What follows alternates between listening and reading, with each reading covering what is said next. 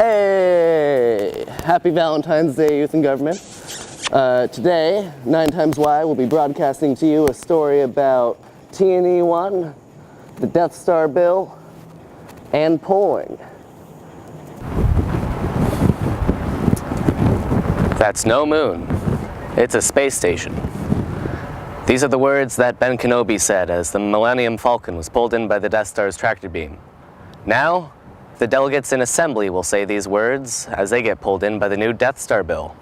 The Death Star Pro bill covers a giant space station where immigrants get to work at a minimum wage.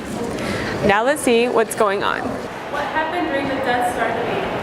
It was very heated. There were a lot of pro and con speakers. The last con speaker was very, very passionate, saying that if we pass this bill, that YNG will become like a joke to Jerry Brown, that we're going to be viewed as a very bad organization because we value things like a Death Star.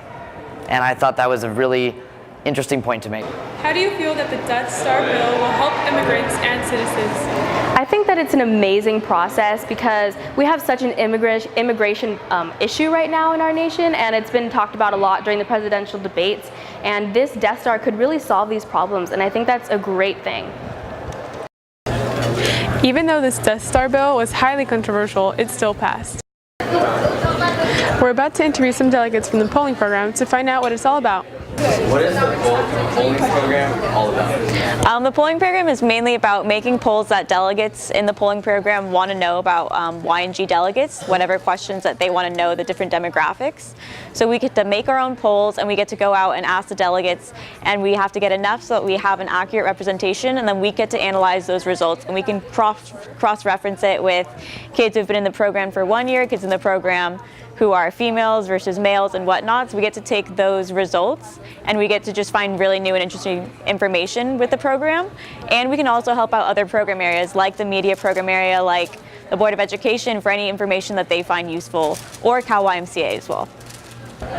How is the program interesting to you? I really like being able to go up to different people and talk to them and see what they're thinking, so that's definitely interesting about polling. Now that we have heard a little bit about polling, we can better understand the ins and outs of the program. There is also a TNE-1 role exposure changing into TNE-1 training. What are the pros and cons of changing training in elections? I think that the pro is because we have to investigate the pro. The pro has to be really big, or else why do it?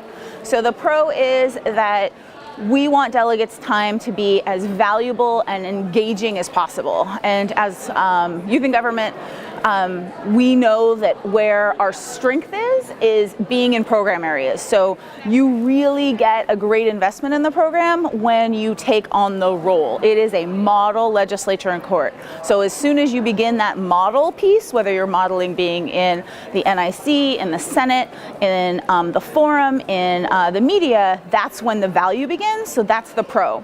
The con is that anytime you make a change, it's going to be different. It's going to be hard. What are your major concerns about not getting exposure to your role? I would say most definitely my most major concern would be the new delegates, especially if this is their first year and they don't have exposure to their roles, they might be thrown into something that they don't really care for, or they might be apathetic towards. Thank you for watching Youth in Government. This has been 9 Times Why. We hope you have a great last day of SAC and have a happy Valentine's Day.